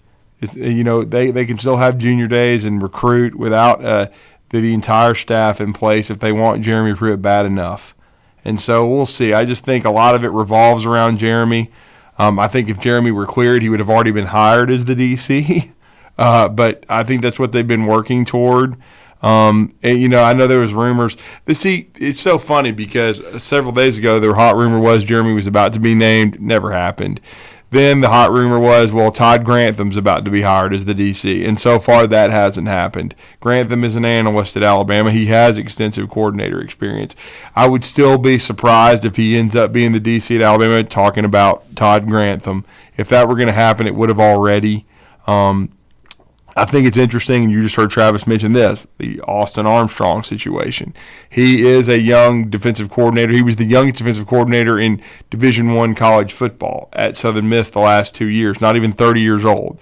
He was at Southern Miss with Will Hall, our good friend Will Hall, who's been on the drive for the last 2 years at Southern Miss, and they improved dramatically. He took a job at Alabama. He's going to be an on-the-field coach. When he was first hired, my thought was he was replacing Charles Kelly. He could end up being the safeties coach. I believe it's going to be inside linebackers. His history has been as a linebacker guy, so I think that's what's going to happen. But again, until it's announced, we don't know for sure. Right. But that's the strong speculation. But we'll see what happens. After that, I will say. I do think Nick Saban knows what he wants to do on defense, and I think he'd like to have Jeremy as part of the program in some form or fashion. I think ultimately he'd love to have him as the DC, but as you heard Chris Lowe say, there is uncertainty because of the NCAA and Tennessee dragging their feet with this situation, especially the NCAA, because the NCAA never does anything in a quick fashion. Right. So we will see. But again, the coming days are going to be interesting because I know he'd probably like to have things done by early February, and as far as which is the end of this week. So we'll see. You heard Travis say he thought maybe they'd hit the next phase of this, and as far as kind of get things going in more of I guess things are going to start moving quicker. But it's just interesting that Nick Saban's taking his time, and there's really no hurry here because, again, right now, it's mostly just junior days going on. There's not a lot of big-time recruiting going on. Kids will start making official visits in June, but he'll have his staff in place long before then. So if you're going to be searching, trying to get things in place, like, for example, this coming Wednesday, no irons in the fire. Alabama's already signed all 28 of their guys. Most of them are going to early enroll. So this cycle is over, so you can concentrate on getting your staff together and then having some junior days and things of that nature. All right, Shane Sean with us out of the phone lines. What's Good up, morning, man? sir. How you doing? Hey, good morning. How are y'all? Good. How are you, sir? Perfect segue. Did y'all see the picture of Pruitt buying a Ford here? No, I've not. No. Oh, I mean the truck. Yeah. I saw that in Rainsville. Okay, yes, correct. I'm the one that took that picture. Oh, okay, cool. He's a really cool guy. He really is. One of my sales partners sold it to. It was his truck. I mean, everybody's saying, well, he's buying a used truck. I mean, that was his truck that he had that the University of Tennessee leased it for him. It was just a lease turn-in. He was buying it out. Buying it out for himself, right? Yeah. All these people just running their mouth on Facebook don't know nothing. And he was sitting there doing his paperwork with my buddy, and I said, hey, I'm not going to call the salesman's name. I said, hey, work in a return to Tuscaloosa in the deal. And I mean, Jeremy just looked at me and laughed, like kind of giggled like a schoolgirl. But he I got to be careful what I say. He'll be all right. Yeah, no, he'll be fine. Yeah, I mean, and again, a friend of mine actually spoke to the salesperson that you know, and from Touchdown Magazine, Touchdown Alabama. No. This is someone else, but he just said all he told my friend was, look, he got asked 15 or 20 times, while he was there about his future and things of that nature. Yeah. Yep, and all he would do is laugh whenever he's asked about it. That's it. He said, he talked a little bit, but nothing that could be said in public. Right. Totally. Yeah, I got you. But yeah, he's actually a really cool guy. I've met him before. He's bought vehicles from us before, but the rumor all over Facebook was he's seen purchasing a Ford. All I did was share it. I didn't even comment on it, Shane John, and it was like people went crazy. Yeah. Yeah, in the Tuscaloosa area, so that means he's coming back to Bama. No, he's from here. No. Yeah, that's what people have to understand. Yeah, he's from the area. Yeah, of course. That's where he's been the last calendar year. Yeah. I'll tell you this. He called up here. I'm the one that answered the phone. He called up here before he ever come up here, and he said, "This is Jeremy Pruitt." I mean, just kind of like, oh, I don't know, it's weird. And he said, "I've got a lease I need to turn in. Can I just drop it off there?" Yeah. Well, he couldn't because we are 163 miles away from Knoxville, where he originally got it. Yeah. And if you're within 150 miles of that dealership, you can drop it off. Oh. So the only option. So he did not want to go back to Knoxville. He said, "I don't have time to." Well, don't blame him. And I figured it out. Talked to my boss. I said, "The only thing that you can do is you can, either purchase it, but you can't turn it in because we're 13 miles out from where you can." Yeah. So he went ahead and bought it out and kept his truck, which is a nice truck. Yeah, and he at the end, I said, "I'll drive it back to Knoxville for you." This is on the phone call. I said, "I'll drive it back to Knoxville for you if you'll come back to Tuscaloosa." Once again, he just giggled. So that's all. Yeah, there you go. All right, Shane John, thank you for the clarity there. Yeah, thanks Appreciate for the phone call there. All right, who we got next there? All right, let's go to Mark that's right. from Huntsville real What's fast. up, Good morning, Mark. Hey, man. Hey, good morning, guys. I'll just get real quick to it. A quick question. Hugh Freeze had a no-hire. Everybody knew it on him. Do we have it on Jeremy? No, there's been nothing announced. No. There was a 2-year, I think, on Hugh Freeze. Yeah, the Tennessee announcement should be it's it was supposed to be 60 days. imminent. Yeah, it was 60 days, and that supposedly the 60-day mark was up on the 24th of this month or 26th of this month. But what we understand is that Tennessee and the NCAA continue to go back and forth as far as coming to a resolution. Mm-hmm. So there has not been an announcement yet. No. So we don't know anything at this time. But the 60-day mark, the 60-day window is up. We do know that. Yeah. Well, here's the thing that anybody that can follow let me just put it this way: Tennessee's not going to be happy with a slight, we're showing Jeremy's not like a ringleader. He's not as guilty as everybody had him at the beginning. And so they're going to drag their feet. Why wouldn't they?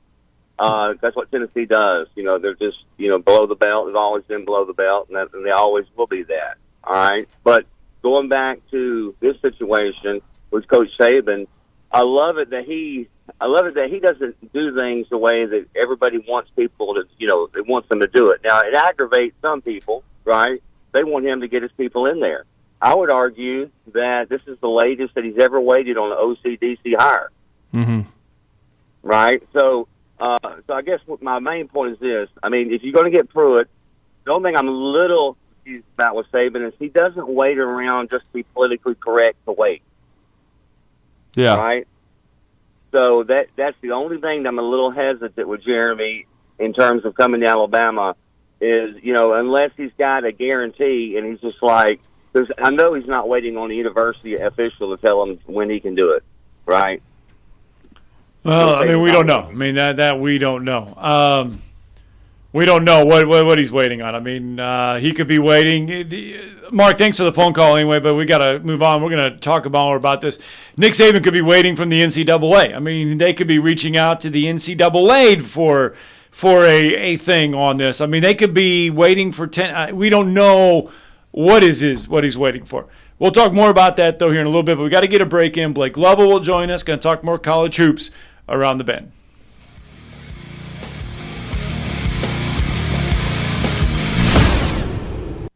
You're listening to Talkin' Ball on 97.7 ESPN The Zone. From the Fox 54 Weather Center, I'm meteorologist Emily Owen. For this Monday night, expect a few isolated showers, mainly after midnight. Otherwise, we'll see a cloudy sky. Low temperatures expected to fall into the upper 30s, lower 40s for the overnight. And for your Tuesday, expect scattered showers throughout the day, a cloudy sky. High temperatures expected to top out in the mid and upper 40s. We could also see gusty winds as high as 15 miles per hour. I'm meteorologist Emily Owen on your home for ESPN Radio 97.7 ESPN, The Zone. We are still working with a clean slate now. Haven't picked up anything new accident-wise. Our last working accident was Madison Boulevard and County Line. Had an injury there, but it should be wrapped up and moved out of the way now. Expert heart care backed by advanced technology. When you need cardiac care, you need the heart doctor. Dr. Randall Burns and the team at Huntsville Heart Specialist on Bob Wallace Avenue. Captain Nick in the Jordan Lane Popeye Skywatch Traffic Center. AVIQ. Who is AVIQ? AVIQ is audiovisual the intelligent way, where we put our IQ to work for your AV needs. With more than 100 years combined experience in audio, video, and automation, our team of experts is dedicated to one thing, helping you discover technological solutions that make your home special. Once you experience a game or a movie on one of our state-of-the-art home theater systems, you may never leave the house again. AVIQ can build the entire system for you or provide the quality components if you're a do-it-yourself. But AVIQ is more than just home theater and state-of-the-art sound systems. We offer a variety of control options for home technology. Energy efficiency, heightened security, and improved quality of life are all attainable through the automation of home systems. Intuitive and user-friendly control is our main priority in designing a system that meets your needs. Don't just take our word for it. You need to see it to believe it. Come visit us at our state-of-the-art showroom on University, just east of Jim and Nick's, across from AT&T, or visit aviqhsv.com. Welcome back. Stan McDonald from the Stanton Law Firm. I had lunch with Lewis just recently and with a client of ours, a mutual client, and great to hear all the good things going on at the Stanton Law Firm. Thank you, Wes. The Stanton Law Firm, as you know, we've discussed before, we're dirt lawyers. We do a lot of real estate, litigation and closing. And yes, my son Lewis McDonald enjoyed meeting you a couple of weeks ago, and a couple of your friends. He is, as you know, he's opened up a commercial closing division. So he's really helping a lot of people who are trying to close, buy, or sell on their commercial property. And you can't be in this community doing business without knowing Wes neighbors. I don't know about that, but it sure was getting to meet another McDonald and talking a little bit about his grandfather, Coach Dye, and right, the different things. It was a lot of fun. Well, your listeners are really going to enjoy meeting Lewis and you in this community. And like I said, at Jacob Title or the Stanton Law Firm, we close business. We close some good commercial closings, residential closings. We appreciate being part of your show. Here we go. Our final guest of the morning. We were talking a lot of college basketball here, mixing it in with some college football all morning long. We were kind of recapping what was a fantastic weekend of basketball for the Big 12. So weekend for college basketball in the SEC, depending how you want to look at it. Alabama falls flat. Auburn dug themselves a hole, but ultimately could not dig them completely out of it in West Virginia as they fall. Saw some good things from that Auburn game, but saw some things that Auburn has a lot of things to work on, which we already knew as far as guards and defense and guard play. But overall, the Big 12 7-3 winners in the Big 12 SEC Challenge. Yeah, they were. The Big 12 flexed their muscles as the best league in the country. We're going to talk about that with our next guest, who's with us now on the Neighbors Wealth Management Hotline for the next few minutes. And, of course, he's with Southeastern 14 and Blue Ribbon Basketball. So he keeps not just on the SEC, but nationally as well. And that's Blake Lovell. Blake, hope you had a great weekend, man. How you doing? Yeah, doing well, guys. Good to as always. Yes, sir. A rough weekend for the SEC. I mean, I guess we now know beyond a shadow of a doubt the Big 12 is the best league in the country. But the big question is, Blake, I know, and this is more, I guess, of a blue ribbon question for you. Where does the SEC in your mind rank as a league right now in the Power Five? Yeah, I mean, it's not as strong this season. I think we've all kind of formed that opinion, probably even during non-conference play. I think you just kind of tell it was not going to be as maybe strong as we thought at the top. Now, that's not to say that you don't have teams like Alabama and Tennessee that feel like they're a little bit of a notch above others. But, everyone else, I think there's questions. And obviously, we saw Alabama, play the way they did at Oklahoma. And I just think there's a lot of teams. And I think we have to remember this, too. There's so many new coaches in the league this year. And, some are having success. Some are struggling a bit, as we know. And so I think the SEC, in terms of the pecking order, it's not near the Big 12. It's probably not to the Big 10 level right now. I mean, you'd probably put it in the same conversation maybe with the Big East. But it's just not. It's just one of those years where teams just have not performed, maybe to the level you thought they would. But then again, like I said, I'm not shocked the Big 12 won the challenge the way they did. Of course, shocked by a few of the results, but just when you compare the SEC and the turnover with coaches and kind of new adjustments and injuries, it's just been kind of one of those years for the SEC where you kind of shake your head a little bit, and it's just kind of the way it is sometimes. What kind of shocked you the most from the weekend? Well, I think it's got to be the Alabama game. I just think you look at sort of, how the game played out more so than anything. Look, I said going in, I said, here's the deal with the Big 12, right? And we just kind of talked about it with the other point. But you can look at teams in the Big 12 like West Virginia, Oklahoma, who are 2-6 in the league, and still understand that these are pretty good teams. And, I think you just have to put it in the context of the Big 12. So I think when you looked at it that way, you said, all right, if Oklahoma kind of plays the way you think they can play, specifically on the offensive end of the floor, they have a chance here. But to win it the way they did, it took a performance that we just haven't seen against Alabama to this point this season, and that's kind of what happened there. And I think it was certainly the most disappointing performance for Alabama this season, just in how they played and what they're down 30 at one point, and just kind of a wild scenario there that you kind of look at how that game played out. And again, give Oklahoma a lot of credit for that, but I think it has to be disappointing for Alabama. And then I think the Kentucky loss to Kansas is a little disappointing because I felt like the Cats had their opportunities. And I still don't look at it and say, well, maybe we need to start questioning Kentucky again, because I think, again, you have to credit the opponent a little bit. And, look at how well Jalen Wilson played, and KJ Adams had a good game, and Kentucky just couldn't hit a shot from outside. And, I just think that's kind of what happened there, where they didn't have that element of being able to hit a three. Kansas hit some big shots, and every time you felt like Kentucky was maybe about to make that run, it just never happened because, Jalen Wilson would hit a shot, or McCullough or Adams or someone. And so maybe a little disappointing for Kentucky in that sense, but I think clearly Alabama was the biggest disappointment here. Well, and where do we go from here for Alabama? Because it's a big week for them. They've got winnable games at home against Vanderbilt and then on the road at LSU, because their amen corner is after that. Yeah, it is. It's interesting because, again, I think it's, guys, we as Becca just said, we haven't seen a game like that from them yet. And, I think, if you want to draw a comparison to, like, the UConn game, but I think that was completely different at that point. This was just kind of one of those games that you come off a game against Mississippi State. Most people thought they'd win by more, and obviously had to work to get that one. And then you wonder, all right, is that just one of those games that you get out of your system, and then, all right, now we bounce back? But, yeah, it was disappointing. And I think, again, it's I don't know.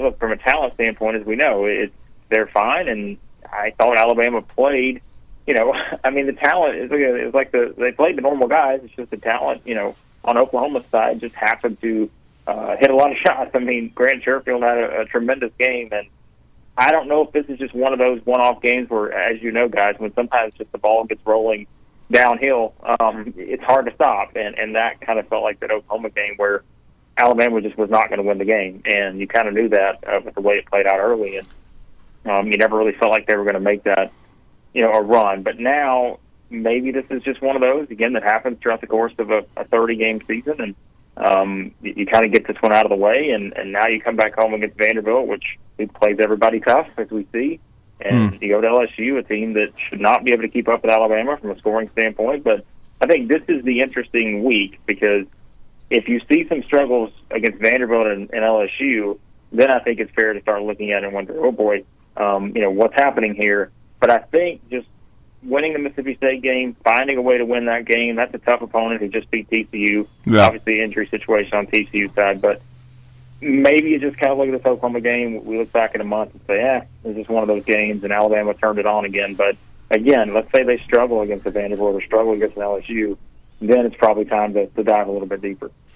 And then if you're Auburn, the same problems, the kryptonite that's been your season kind of rears its head in West Virginia. They tried to dig out of it, but strong second half, it fell short. When the guards can't guard and the guards can't shoot, it's not a good recipe for Bruce Pearl.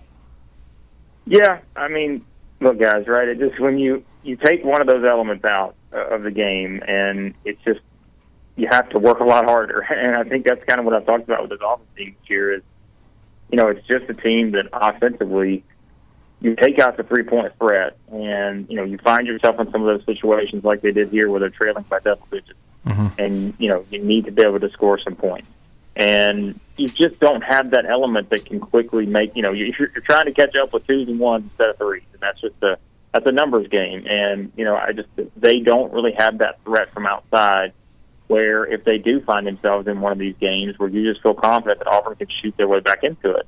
And, on the road, when you get down 17 or whatever it was they got down, you just can't do that, especially when you don't have, again, the element of being able to catch up quicker with the 3-point shot. They're just not a great shooting team, and I think offensively, their wheelhouse is needing to be able to either drive to the rim, get some easy shots inside the arc, or get to the free throw line. And they did some of that there, and that was one of the reasons why they were able to rally a bit. But at the same time, look on the other side of here. I think that was kind of the common denominator, guys, because look, Grant Sherfield goes off against Alabama. Eric Stevenson, of course, who remember was at South Carolina for a year. I think he's been everywhere, but Washington, Wichita State, now at West Virginia, goes for 31 points. And it's just one of those things where, it was just kind of, guy comes out of nowhere, scores 31, season high, and it's just kind of like, man, what do you do? And so I think Auburn, that was a West Virginia team, like we talked about with Oklahoma, 2-6 in the Big 12. But if you watch that West Virginia team, you can't tell me that's a bad team.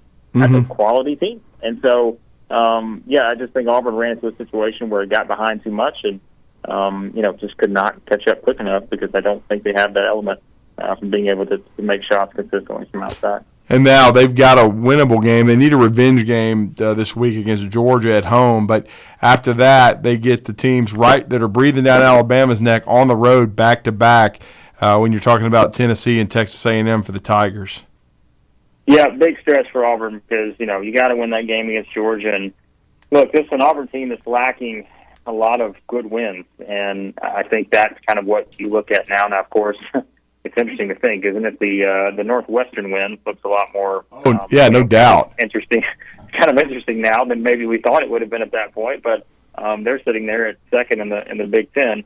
But yeah, Auburn needs good wins, and they just don't have a lot of those right now. And I think getting those top level wins is what they need to kind of. I'm not saying it's going to happen, guys, but I said to someone the other day, as of right now, the only two teams that are safe to make the NCAA tournament are Alabama and Tennessee. And I'm not saying Auburn's going to miss the tournament, but if you look at resumes and you look at projections, it is one where you start to look at this and say, all right, let's say they just hit a slump here and they lose a couple games they shouldn't lose, and they've got this tough schedule, playing at Tennessee. They've got Alabama twice still to go, 2 games against Tennessee. They've got Kentucky.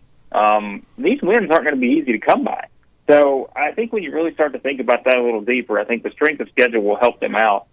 But they need to pick up a couple of these quality wins to feel, completely safe. Like I said, Auburn's going to make the tournament. They should. But I think that's what's interesting about the SEC and kind of ties in our whole conversation is really when you look at just resumes overall, Alabama and Tennessee have resumes. Everyone else just kind of, is still searching to kind of solidify where they're at, in that conversation. So, I think Auburn, look, back-to-back road games, Tennessee A&M, that's going to be tough. But, of course, that game on February 11th, you're circling. Yeah, and that makes a sort of, it's a defining win, right? If they get that win against Alabama, then you add that huge top-tier win, and then you are feeling pretty good about yourself. Well, and what I was going to say, pardon me, Blake, but it almost harkens you back to 10 years ago when, unfortunately, the SEC was at its weakest and you were getting Kentucky and Florida and nobody else if some of these teams don't, start stacking wins. Because, at the start of the year we were thinking maybe 7 or 8 teams, but it looks like it could be 4 or 5 or even less than that, depending on how things play out. Yeah, and that's where, I think, honestly, guys, the strength of schedule, I think, is going to help some of these teams creep into that conversation, even though there may be people from the outside to say, well, why is this team from the SEC, in the conversation? But I think the strength of schedule is going to help a little bit there for some of these teams. And that's where again, especially in league play, I think an Auburn would be kind of boosted from that because as we know, with these this net ranking and everything, I always laugh about this. I'm like, hey, even if you play good teams and you lose to them, you will be rewarded in the net as long as you just play teams that are also high in the net. So I think just having a tough schedule the rest of the way, which Auburn does, and some other teams do that are in this conversation, that will help them. But, and that's where teams like A&M having the season they're having now, Arkansas, if they can get back on track, be big. Then those wins, those games start to look a lot better, right? And so, it all kind of ties together with each other. No question about it. Well, Blake, we appreciate the time.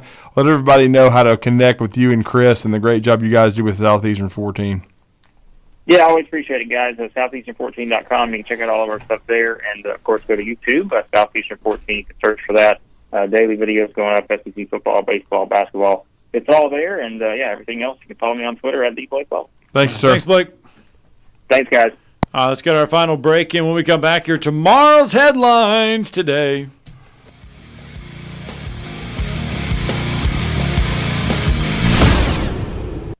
You're listening to Talkin' Ball on 97.7 ESPN, The Zone. We've still got some fog around this morning, so that definitely may slow you down, especially if you've got a long way to go. Just be careful this morning. Accident-wise, it looks like we're in pretty good shape. Everything from earlier appears to have been moved out of the way now. Membership at the Y means more than just a workout. They have swimming pools, lots of classes, and free child care. Special rates for the military and nationwide access. And for a limited time, you're going to pay no joining fee at the YMCA, Madison, and Huntsville. Captain Nick in the 72 and Jeff, Popeyes, Skywatch Traffic Center. Specializing in simple and affordable rentals, McCurry Van and Car Rental can make sure you have just the right vehicle for your next family vacation, weekend getaway, or if you just need transportation while your vehicle is being repaired. McCurry carries Ford Transit vans and Mercedes Sprinter vans, trucks and work vans, and more. And they offer discounted rental rates for long-term rentals. Now with 4 locations: Athens, Muscle Shoals, Coleman, and Huntsville. Log on McCurryRentals.com to make your reservation now. That's McCurryRentals.com. Are you in the market for a recreational vehicle? Do you want to get out and see more of this beautiful country? Well, imagine hearing the laughter of your little ones enjoying gooey s'mores by a cozy campfire and making lasting memories with your friends and family from the comfort of a new camper. We can make your dreams come true at Hall's RV. With over 15 years in the camping business, we know how to get our customers into the perfect camper. We have several models and floor plans here for you to choose from, both new and used. We're family owned and operated with fantastic deals and great service. Everyone wants to work with people they can trust, so come on down to Hall's RV and get the deal of a lifetime. We'll treat you right and get you on the road in the camper of your dreams. Visit us on Highway 431 in Albertville. Hall's RVs, where we sell fun. Or see us on the web at www.hallsrvsales.com. At Bad Daddy's Burger Bar, people call the award-winning burgers totally insane, which is a compliment because Bad Daddy's Burgers are just that, chef-inspired expressions of pure burger amazingness built with premium Angus beef. They're bold and they're bad. Pair one with one of their signature cocktails or assortment of local craft brews. Bad Daddy's Burger Bar, 2317 Memorial Parkway. Check out our menu and even order online at BadDaddy'sBurgerBar.com. And now, a man who knows what you ate for breakfast. Time now for the biggest thinker of them all. He knows it all. He is Drew DeArmond. Listen to Drew and Scott Tyson weekday mornings. It's Talkin' Ball on 97.7 ESPN, The Zone.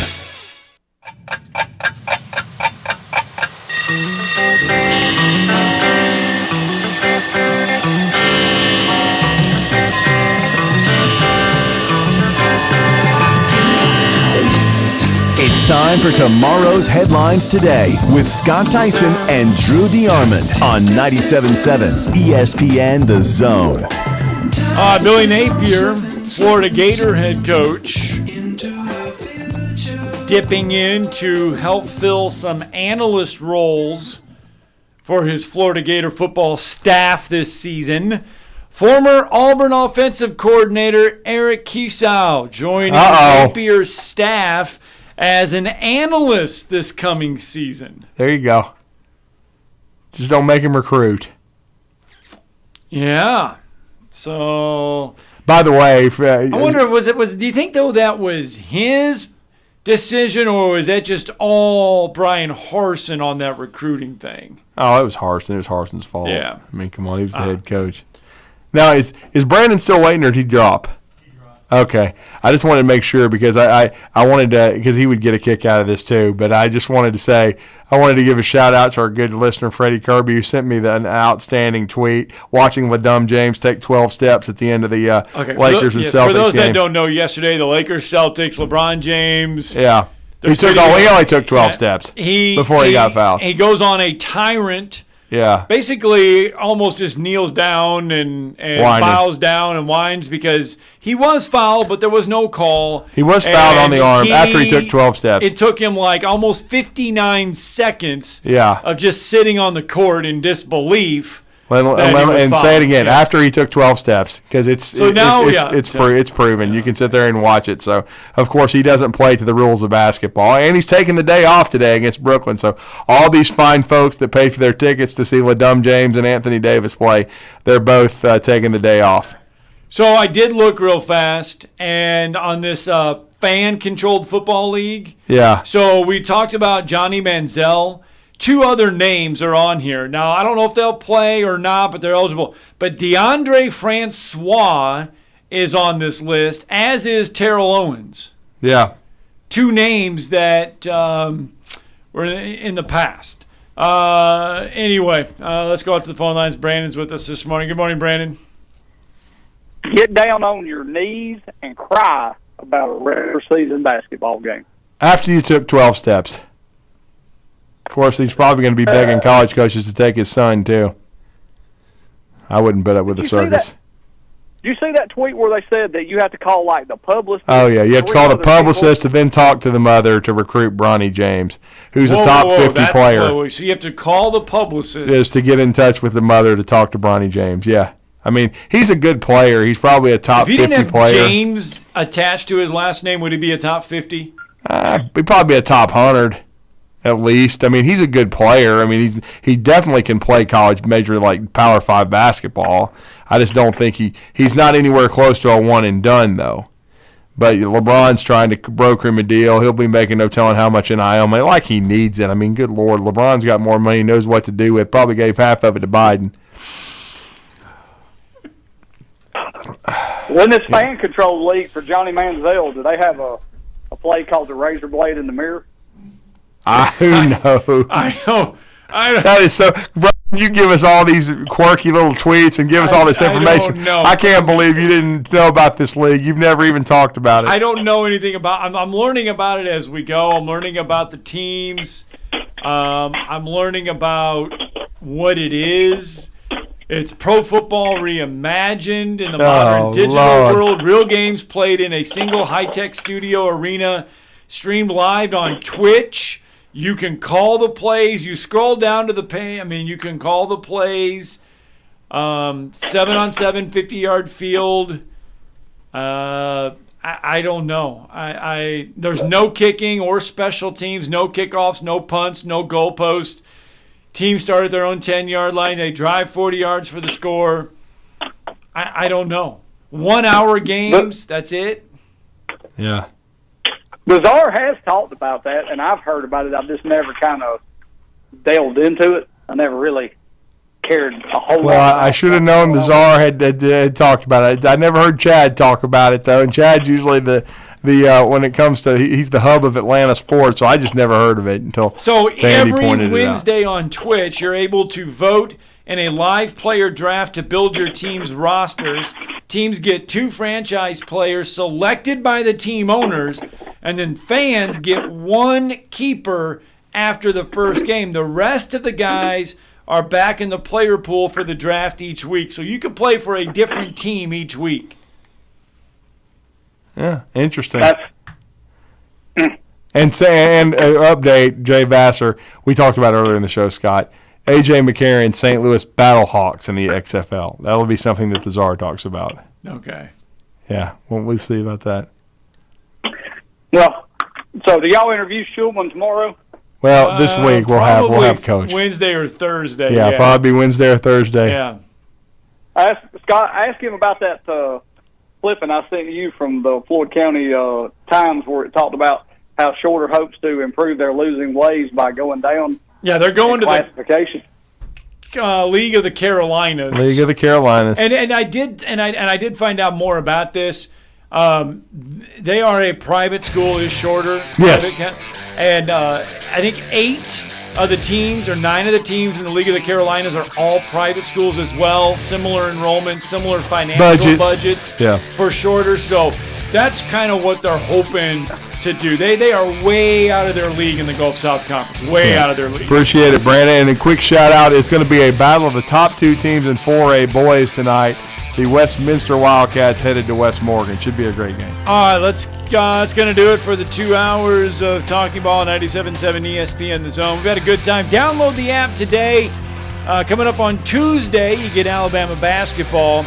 And then on Thursday, you got UAH basketball. Saturday, you got both. So make sure you download the app today so you can stay with 97.7 ESPN The Zone all the time, 24/7.